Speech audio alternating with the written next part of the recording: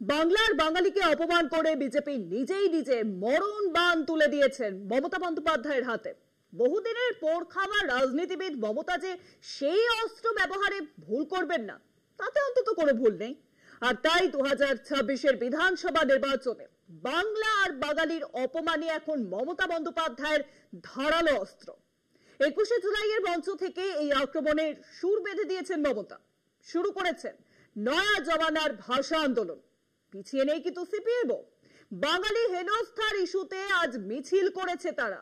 কিন্তু বিজেপির নয়া রাজ্য সভাপতি শ্রমিক ভট্টাচার্য, যার মুখে কথায় কথায় উঠে আসে বাঙালি কবি জীবনানন্দ দাশ, শক্তি চট্টোপাধ্যায়ের কবিতা, তিনি এখনো চুপ কেন?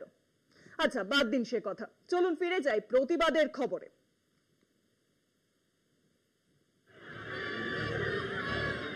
বিজেপি শাসিত রাজ্যে বাংলার পরিযায়ী শ্রমিকদের হেনস্থায় গোড়া থেকে সরব মমতা বন্দ্যোপাধ্যায় 21শে জুলাইয়ের মঞ্চ থেকে ডাক দিয়েছেন বৃহত্তর ভাষা আন্দোলনের। 27শে জুলাই বীরভূম থেকে আনুষ্ঠানিকভাবে সূচনা করবেন প্রতিবাদ মিছিলের। আসন্ন ভোটের প্রচারে বাংলা ও বাঙালি লাঞ্ছনাই যে বিজেপি বিরোধিতায় তৃণমূলের মূল অস্ত্র হতে চলেছে, তাতে সংশয় নেই রাজনীতির লোকজনের। এবং সেই আবহেই বাংলার গণ্ডি পেরিয়ে দিল্লিতে আন্দোলন ছড়িয়ে দিতে চাইছেন মমতা।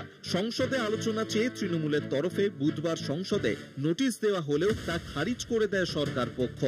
আমরা 267 নোটিশ দিয়েছিলাম, কেননা গোটা দেশ জুড়ে বাংলা বলার অপরাধে যেভাবে বাংলাভাষী মানুষের ওপর আক্রমণ হচ্ছে, বাংলা বলার অপরাধে বাংলাদেশি তকমা দিয়ে দেওয়া হচ্ছে এবং প্রতিটা ডবল ইঞ্জিন রাজ্যে, বিজেপি শাসিত রাজ্যে, সে দিল্লি হোক, দিল্লি থেকে আসাম, আসাম থেকে উড়িষ্যা, সেখান থেকে ছত্তিশগড়, মধ্যপ্রদেশ হয়ে মহারাষ্ট্র, সর্বত্র বাংলা বলাটা যেন অপরাধে পরিণত হয়েছে। আমাদের 267 নোটিশ তাই নিয়েছিল।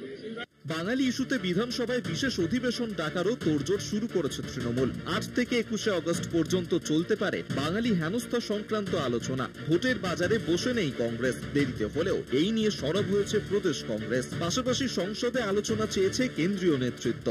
কুমার পুলিশ বলবে না, এরা ঠিক আছে, এই অ্যাড্রেস আমাদের সার্টিফাই করছি, এরা পশ্চিমবঙ্গের এখানকার মানুষ।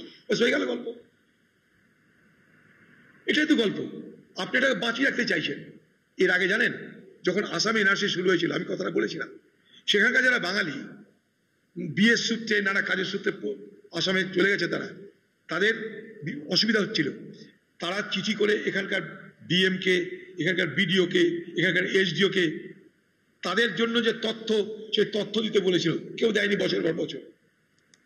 আপনি প্রশাসনটাকে আরো চুস্ট করুন, প্রশাসনকে সক্রিয় করুন, সতর্ক করুন। হরিয়ানা পুলিশ কিছু চাইলে আপনার প্রশাসন সঙ্গে সঙ্গে পাঠিয়ে দেবে, সেই ব্যবস্থা করুন আপনি।